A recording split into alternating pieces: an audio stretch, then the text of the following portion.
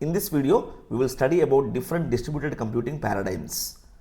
Means we are going to talk about different systems which has followed the style of distributed computing, which are the proofs of the concept of distributed systems. Right? The first and the very important and the most powerful one is client server architecture. Very popular, very old one, yet very famous. Right? Client server architecture.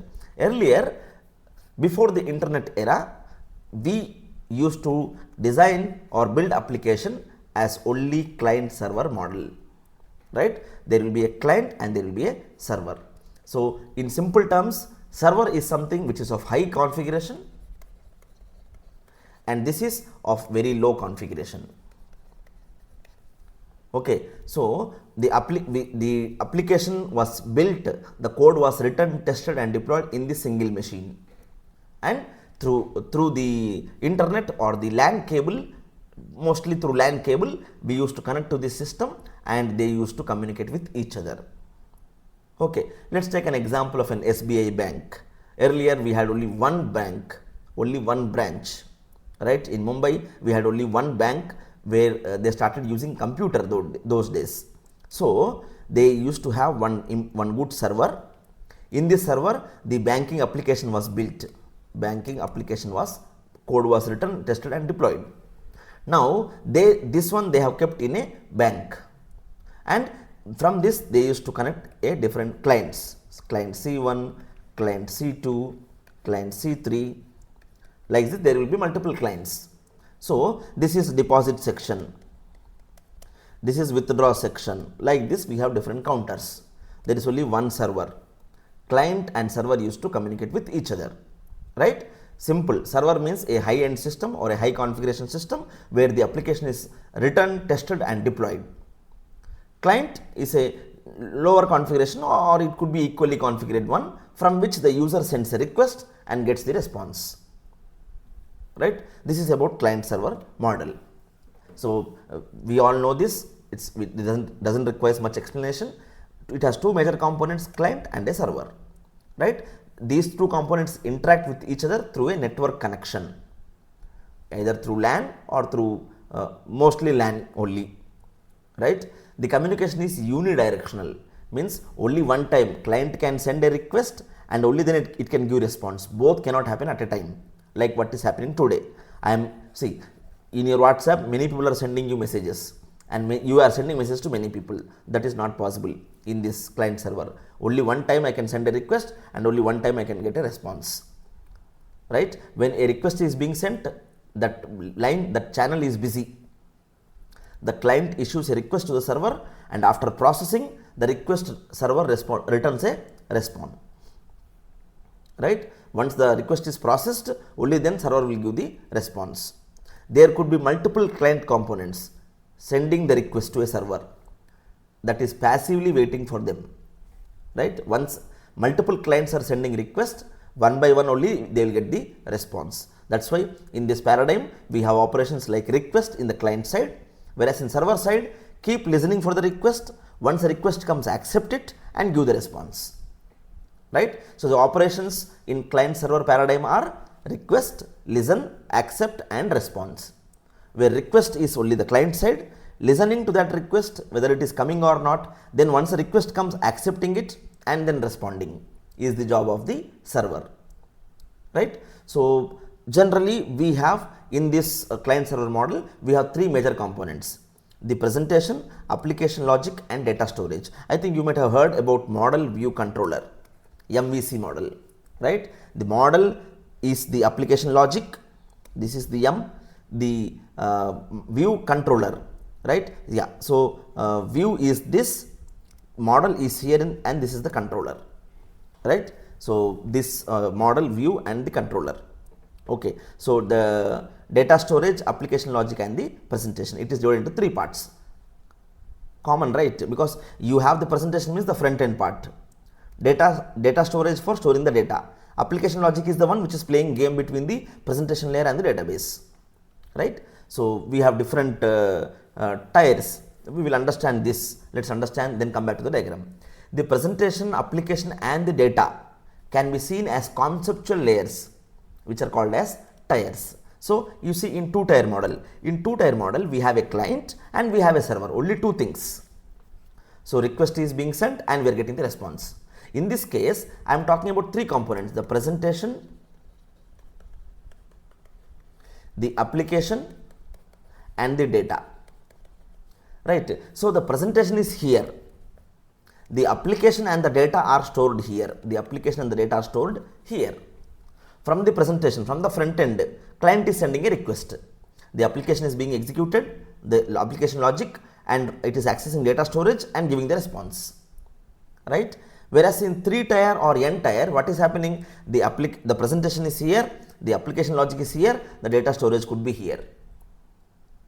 So, this is 3-tier, or there might be n-tier, where the application is divided into multiple layers, right. So, let us understand this. The mapping between the conceptual layers and their physical implementation in modules and components allows differentiating among several types of architectures, and we call them as multi-tiered architectures. So, there are two cases. One is 2-tier, simple one, 2-tier. So, only the presentation is here, the application logic and the data storage is here, right. See, this architecture partitions the system into two tiers. One is the client, other is the server. The client is responsible for the presentation tier by providing the user interface, and the server concentrates on the application logic as well as the data storage. I hope you understood, right. So, only the front end part is with the client and everything else is in the server. What about this idea? What happens? This is suitable for systems of limited size and it suffers from scalability. Scalability means if there are 10,000 requests coming every day, which is average, but if I send 100 lakh requests at a time, it cannot handle, I cannot scale this, I cannot expand this. Scaling is a problem, right. As the number of users increases, the performance of the server might decrease because there is only one server. How long can the server withstand the pressure, right? It cannot. That is the drawback of 2-tier architecture. We have 3-tier or n-tier architecture. What is this 3-tier or n-tier architecture? That is what the logic is distributed among multiple systems, right. See, the 3-tier architecture separates the presentation of data, the application logic and the data storage into 3 different tiers. Like I said, here the presentation is there, here the application logic is there, and here the data storage is there. Data is stored here, right. It is divided into multiple levels. That is why it is called 3-tier. And we have a generalized n-tier also, where it is necessary to further divide the stages. So, more and more we divide it, right. But this 3-tier or n-tier is more scalable compared to the 2-tier, because it is possible to distribute the tiers into several computing nodes, thus isolating the performance bottlenecks. So, when there are more number of load coming, right, you can increase this copy, you can have another copy of this, you can scale it better like this. You see, n-tier I have scaled it. See, I have the presentation here, I have the application logic here, I also have the application logic here, then I have the database here, data store here. This way I can divide the applications so that I am able to scale, I can handle more number of requests. That is the advantage of 3-tier or n-tier architecture, right. Then what are the drawbacks of this model? Yes, see, there is only one client and there is only one server, or there are multiple clients, single server. Suppose this server fails, some short circuit happens and some bug happens in that, system crashes, whatever problem, these clients cannot function. That day I cannot do my business, right. Single point of failure is there, that is a drawback, right. Server overload, since it is a single server, if there are multiple clients, sending hits at a time, the server cannot hit hold. So, there is a chance of overloading. Scalability limitations, I cannot scale it easily, high cost, because this single server is of high end system or with high configuration. Bottleneck issues, performance issues, I mean maintenance downtime. The major drawback of client server is maintenance downtime.